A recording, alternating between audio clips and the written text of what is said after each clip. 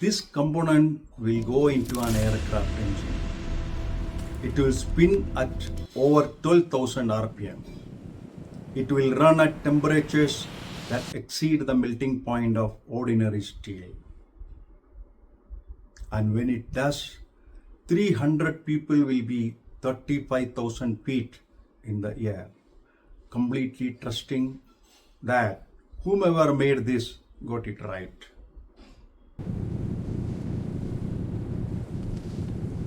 That's the weight of this work. And that's exactly why aerospace machining is not like any other industry on earth. My name is Rajiv Sridharan. I have spent 30 years machining components that go into aircraft, engines, airframes, landing gear, control systems.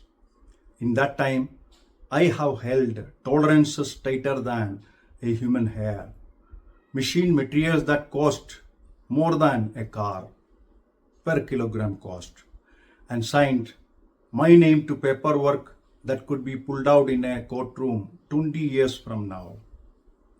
And in all the time, the one thing I have never lost sight of is this.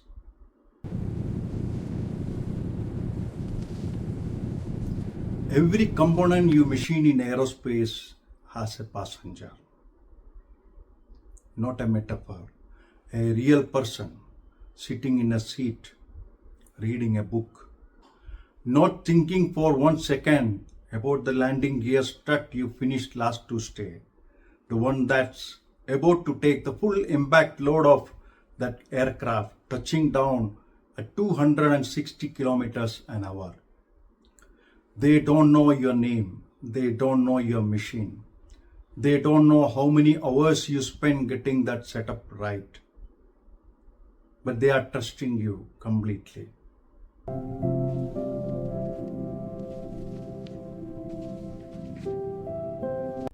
That's not pressure, that's purpose.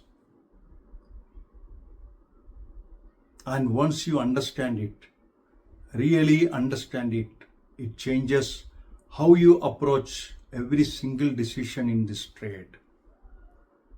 So let me show you the 5 things that make aerospace machining genuinely different.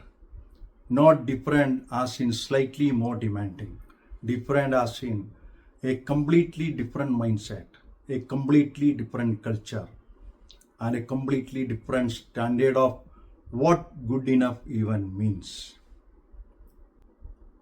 In most industries, a tolerance is a comfort zone. In aerospace, it's a calculated boundary. Every single dimension on an aerospace drawing exists because an engineer worked out mathematically that the part has to be within that range for it to do its job safely for its entire service life, not approximately, exactly. In my experience, the bulk of precision aerospace work sits in the 10 to 20 micron range, that's 0.1 to 0.2 mm. For context, a human hair is about 70 microns. We are working at a fraction of that every day in production. And here is what non-aerospace machinists don't always grasp. It's not just about hitting the number.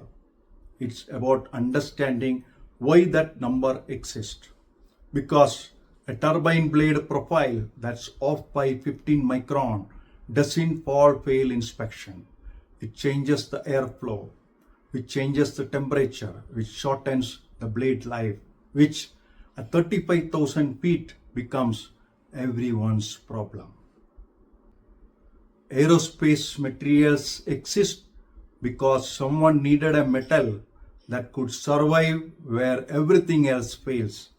Inconel 718, titanium, Ta6Al4V, wasp alloy.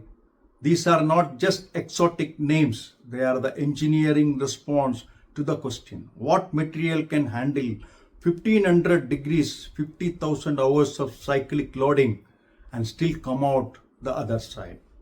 The problem is The same properties that make them perfect for aircraft make them brutal to machine.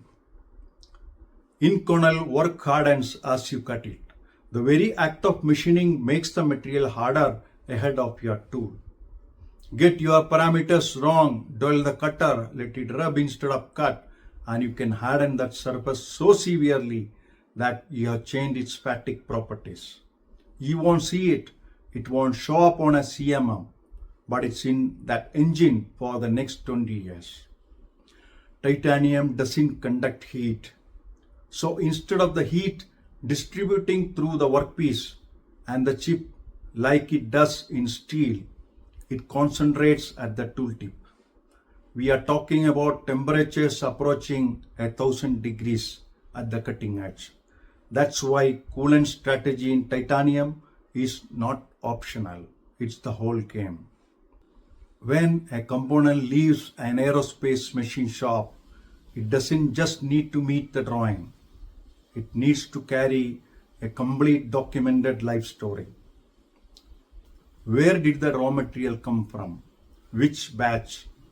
What were its chemical and mechanical properties? Who heat treated it? In which furnace? At what temperature? For how long? Who machined it? On which machine? On which date? What were the inspection results? Every single dimension, not just the critical ones. Who signed it off? That documentation has to be retained in many years for the entire service life of the aircraft plus 10 years. We are talking about records that could be 30-40 years old when they are pulled. And they get pulled. Incident investigations, product liability cases, regulatory inquiries. When something goes wrong with an aircraft component, the first thing investigators reach for it is the traceability package. That paperwork is not bureaucracy. It's a forensic infrastructure that lets the industry learn from failures and prevent the next one.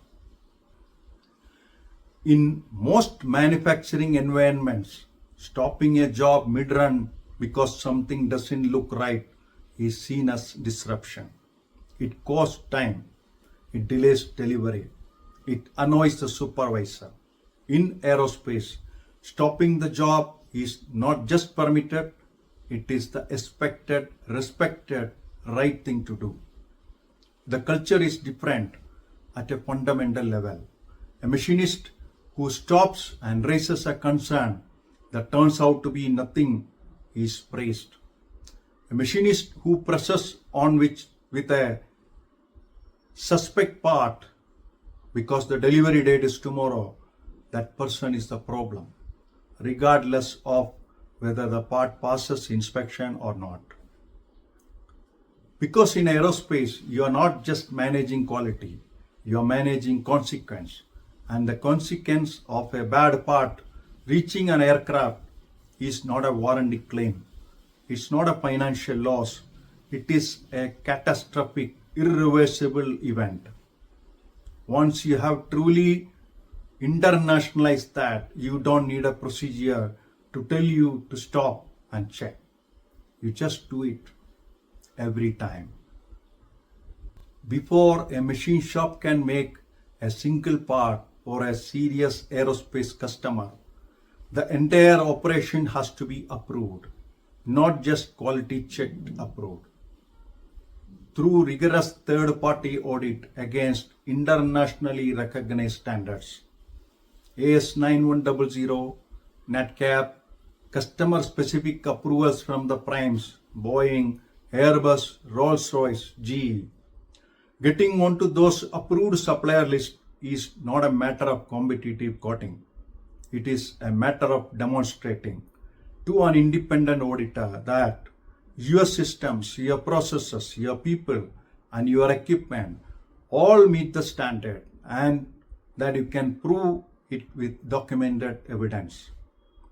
And you don't win that approval once and keep it forever. You maintain it. Annual surveillance audits, customer audits, recertification every 3 years. One major non-conformance can put your approval at risk, which means your entire aerospace business is at risk. That ongoing accountability to a standard that never lowers, enforced by auditors who have seen every shortcut, is what keeps the industry honest. I want to leave you with one image. At the end of every operation on an aerospace component, the machinist signs or stamps the root card. It's a simple act, takes 2 seconds. But what that stamp means is this: I checked this, I am satisfied. This component meets the drawing. My name is on it. That signature can be traced back to you 5 years from now, 20 years from now. If that component is ever involved in an incident investigation, your stamp is in the evidence file. Most industries don't ask this of their machinist. Most industries don't need to. Aerospace does, because aerospace must. And here is what I have observed over a career in this industry. The machinists who understand the weight of the stamp, who feel it every time they pick up the pen, they are the ones who never cut corners. Not because the procedure says not to, because they genuinely understand what they are signing up to. That understanding that the person on the other end of your work is a human being in a seat at 35,000 feet, that is what aerospace machining culture is built on. Everything else, the tolerances, the exotic materials, the traceability systems, the certifications, all of it exists to support that one fundamental truth. Aerospace machining is not the most glamorous trade. The parts are often small. The work is meticulous and slow. The documentation is relentless. But I would argue it is the most consequential form of precision manufacturing that exists. Because the standard never drops, the stakes never lower, and the people whose lives depend on this work never stop playing. This is what we make. This is why it matters. And this series is going to take you inside every part of how it's done, from the exotic materials and the tolerances to the culture, the systems, and the people who get it right every single time because they have to.